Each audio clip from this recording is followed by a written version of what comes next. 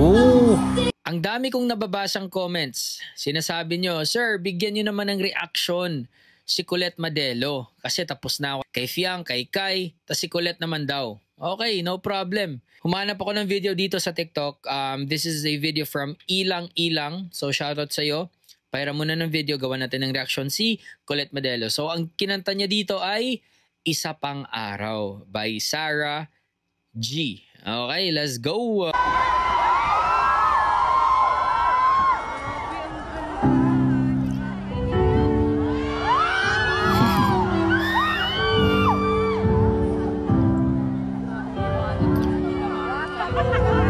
Oy, mahirap tong kantang to ah.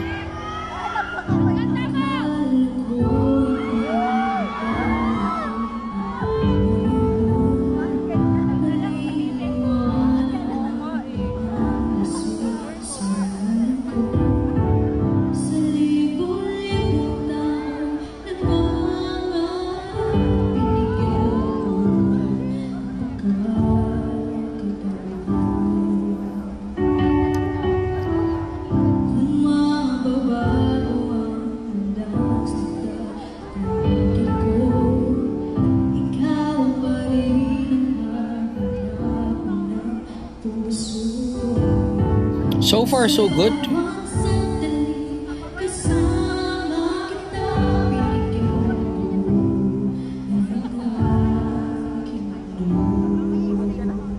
Okay.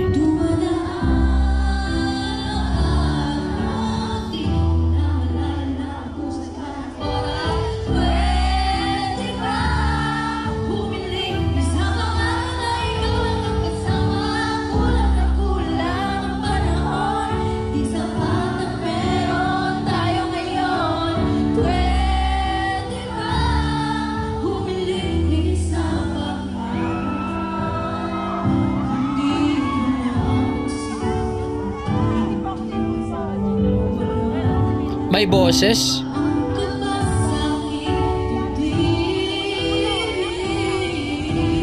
Oh, I like that.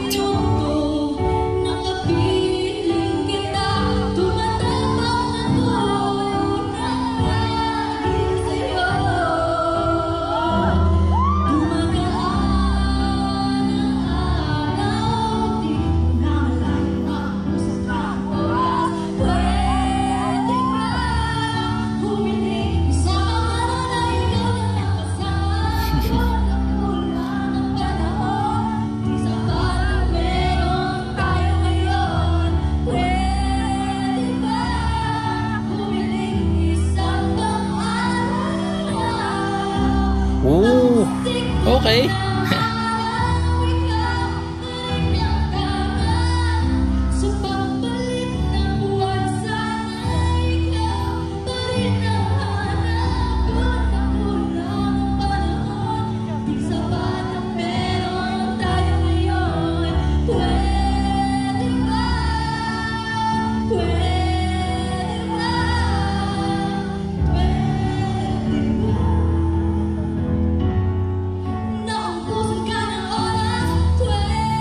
Okay, medyo nawala siya doon.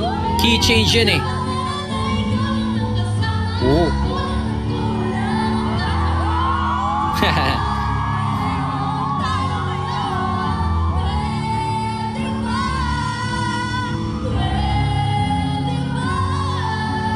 Sing, girl.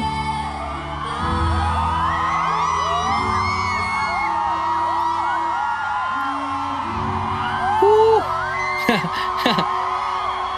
Yeah.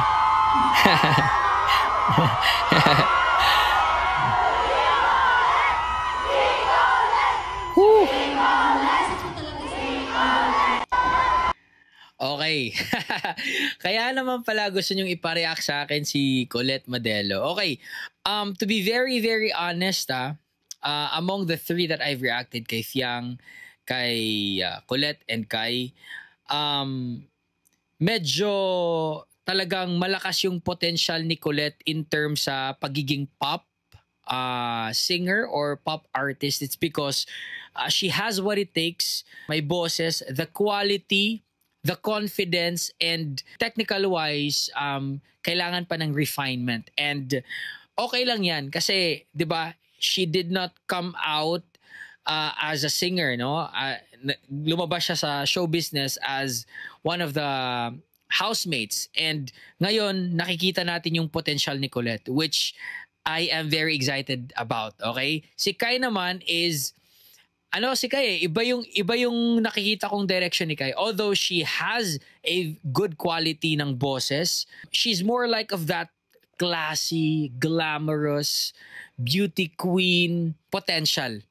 I don't know if you guys would actually take this as a compliment, pero bagay actually si Kai na maging like yung leading villain because sa features ng ano niya simple lang pero 'di ba may dating. She can be the star of the movie, pero parang bagay, parang mala Angelina Jones yung vibe ni Kai para sa akin, no, 'di ba? Kung ako lang tatanungin, I want Kai to be more inclined, no, sa pagiging host, yung classy glamorous, because that's the vibe that I'm getting from Kai. Pero si Kai, may wonderful voice din, good quality, no? Given na nag-theater siya and I think Broadway classical. Pero si Colette, nakikitaan ko si Colette ng potential in terms sa pagiging singer talaga. Kasi, di ba, makita mo yung confidence niya, yung stage presence niya, hindi pa siya kumakanta, humiyaw na yung mga tao. And I love her sense of dynamics, no? Diyan mo kasi makikita or malalaman kapag yung isang tao may potential because they know when to belt a note or when to calm down, to held back, controlled, no? And may falsetto siya, may mga konting licks and runs na ginawa siya, and I'm very impressed, no? I'm very impressed with Colette Madelo. Like legit, I'm very impressed. Ito naman si Fiang, okay, kasi nabanggit ko si Kai. Okay, banggitin natin si Fiang. Ito naman si Fiang, she's more like, para sa akin mas bagay talaga si Fiang maging artista, like actress, okay? I think sa pag-acting, dun talaga yung forte ni Fiang, which is not a bad thing, no? And if she really wants to pursue music, like singing and dancing, no? Konting lang, improvement push pa lang kay Fiang, more practice, more refinement pa, no? Kasi medyo alam naman natin, let's be honest now. Let's be honest, okay? Let's be honest. No, si Fiang medyo kailangan pa talaga ng konting, not konti, but like a big improvement in terms of, especially sa singing, okay? Kasi I was actually expecting na si Colette ay may backing track, may backing vocals, no? At least, 'di ba? Kasi para sa akin, I mean, hindi ko kasi alam na kumakanta si Colette. So I was expecting na may mga backing vocals since hindi naman talaga sila lumabas as singer, no? Si Kai, si Fiang, si Colette, no? So I was expecting, kasi that's the normal thing to do pag ikaw nakahawak ka ng talent, no? Ayaw mong mabash yung talent mo. So you always have to put a backing vocals para hindi, at least kung sumemplang sa live vocals, may backing vocals na sasalo. Okay? So anyway, yeah. Ang galing ni Colette, I'm very, very impressed with her singing skill. Okay? Yung voice quality niya andon, yung puso niya. One thing I love pala about her dito sa video na to is yung puso ni Colette, like, damang-dama niya, no? She's like that, a star, no? She's a star in the making in pop, okay? Sa pagiging pop artist. I hope that she would pursue that genre, yung pagiging pop artist, like, let's say, Sarah G, ganun, no? I'm not comparing her to Sarah G, but I would love her to explore on that path, no?